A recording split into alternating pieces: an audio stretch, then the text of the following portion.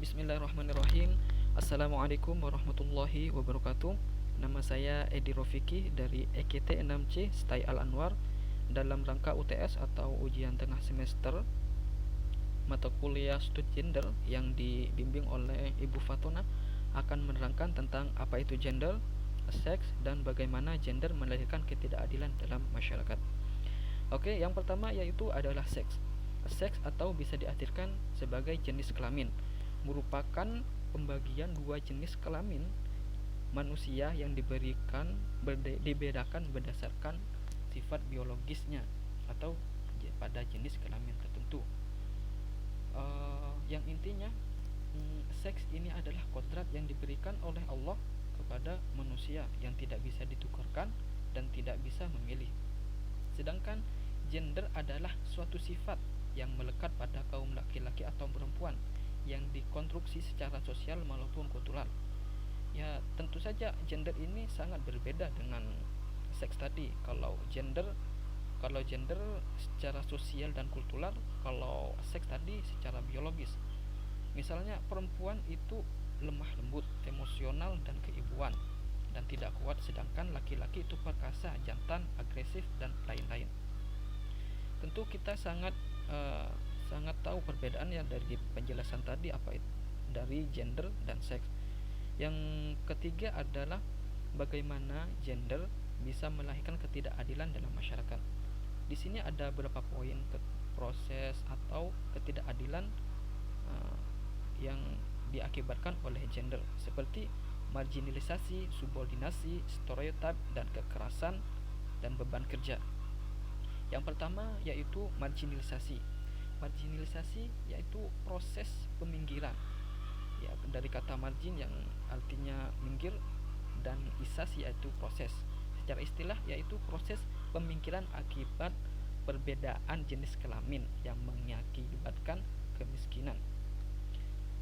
Contohnya ya, asumsi gender bahwa anggapan perempuan itu sebagai pencari nafkah tambahan. Bagaimana ini bisa jadi ketidakadilan?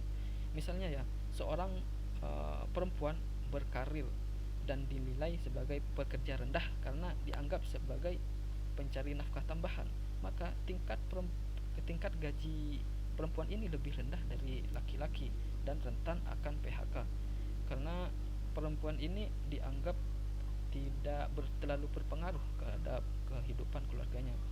Yang kedua adalah subordinasi atau penilaian anggapan atau suatu peran yang dilakukan oleh suatu jenis kelamin tertentu lebih rendah dari yang lain. Bagaimana bisa? Ya, tentu bisa. Misalnya ya, anggapan seputar perempuan itu irasional atau emosional yang menetapkan perempuan pada posisi tidak penting atau tidak bisa jadi pemimpin, misalnya tidak bisa jadi presiden, wakil rakyat, DPR, dan lain-lain. Yang poin ketiga yaitu stereotip, yaitu pelabelan atau terhadap suatu kelompok tertentu. Misalnya ya, di masyarakat Jawa itu perempuan dianggap tidak mempunyai hak untuk belajar sekolah tinggi karena tempatnya itu di dapur. Tentu itu menjadi ketidakadilan bagi perempuan. Yang yang selanjutnya yaitu kekerasan atau violence. Kekerasan itu tidak sepertinya kita sudah tahu semuanya ya. Kekerasan itu diakibat keserangan atau serangan fisik karena perbedaan gender, misalnya laki-laki atau bapak yang memukul istrinya dalam keluarganya dan lain-lain. Yang terakhir yaitu beban kerja. Misalnya ya, perempuan yang dikatakan atau secara umum lembut tapi rajin, maka ia harus mengurus tanggung jawab di rumah atau urusan domestik. Ini tentu sangat membebani para wanita. Misal seorang wanita yang bekerja harus bekerja 2 kali di rumahnya, yaitu di tempat kerja dan di rumahnya. Ini akan menjadi beban kerja bagi para wanita dan mengakibatkan ketidakadilan. Mungkin itu saja penjelasan dari saya tentang seks, gender, dan ketidakadilan yang diakibatkan oleh gender. Lebih kurangnya mohon maaf. Wabillahi taufiq wal hidayah. Assalamualaikum warahmatullahi wabarakatuh.